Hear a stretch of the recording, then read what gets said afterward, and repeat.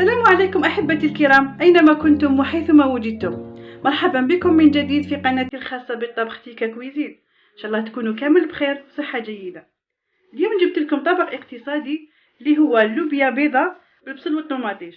شاهدوا معايا الفيديو وفرجة ممتعة. نروحوا للمقادير. طريقة التحضير: عندنا لوبيا اللي كنا نفخناها ليلة من قبل، بصل طويل مقطع دي لامال او شرائح طويله، طماطم حوالي هنايا 2 حبات بصل كبار، وهنايا 2 حبات طماطم متوسطه نقشروها ونقطعوها اوندي. عندنا الزيت، الملح، فلفل كحل، شويه قرفه، واللي ما يحبهاش ما يديرهاش. عندنا فلفل عكري ومغرفه صغيره معمره ملح، طماطم مصبره، وعندنا جوا تاع الحار اللي نرموه في التالي على جال باش يمد لنا البنه. هذا مكان. بسم الله، نبداو في طريقه التحضير. نجيبوا لاكوكوط تاعنا. نبداو اولا باللوبيا، هي الاولى باش طيب لنا. نديروها في لاكوكوط ونضيفوا لها الماء وما نضيفوا معاها حتى حاجه، ما نضيفوا معاها والو، اللوبيا والماء ونديروها طيب.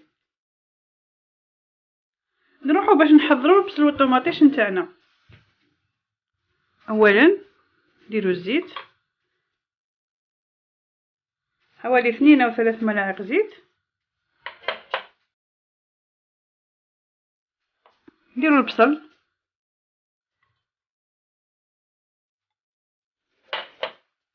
الملح، الفلفل الاسود، وشويه تاع القرفه والعكري. نديروهم فوق النار تقلاو، وما كي يذبل البصل نعاود نولي لكم. ها البصل اللي حطيته فوق النار،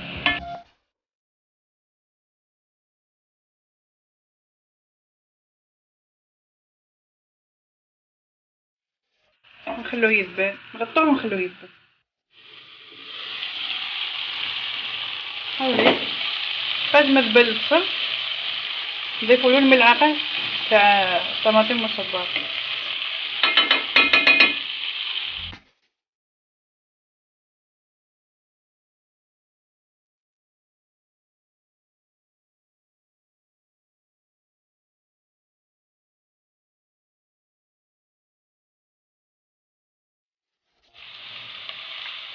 ونزيدو الطماطم اللي كنا مقطعينها.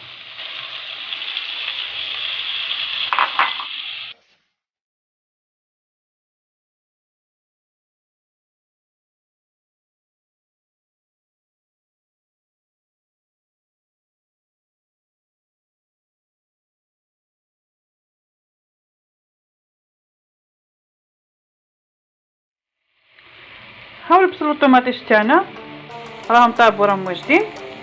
اللوبيا تاعي ثاني طابت. واش درت؟ صفيتها من الماء تاعها، نحيتها من الماء. مع الاحتفاظ بالماء لازم نحتفظوا بالماء تاعها، ما نرموهش، نرموها مع البصل والطوماطيش.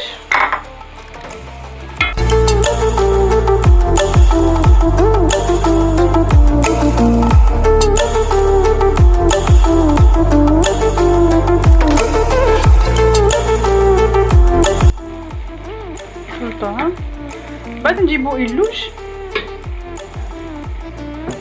ونبقاو نزيدو في الماء تاع اللوبيا، نغلات فيه غير بشويه. وهذه تبقى حسب رغبتكم، اللي يحب اللوبيا فيها الماء بزاف، فيها المرقه بزاف، يدير لها بزاف، واللي يحب فيها شويه يدير لها شويه.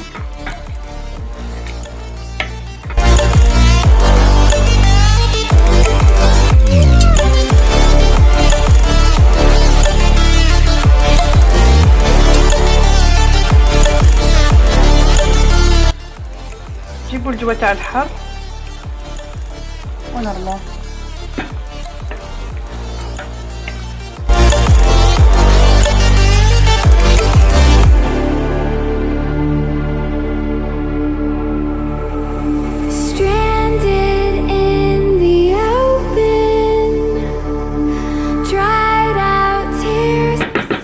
عليها ونخلوها تتجمر، نوريها لكم من بعد في صحن التقديم.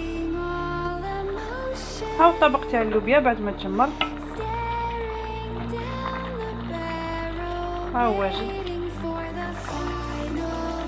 ضفوا عليه وتشوفوه في صحن التقديم. هاو الطبق تاع اللوبيا تاعنا بعد ما وجد. ان شاء الله تجربوها وتعجبكم. ما بقى لي غير نقول لكم بقاو على خير، انتظروني في الفيديو القادم. باي باي.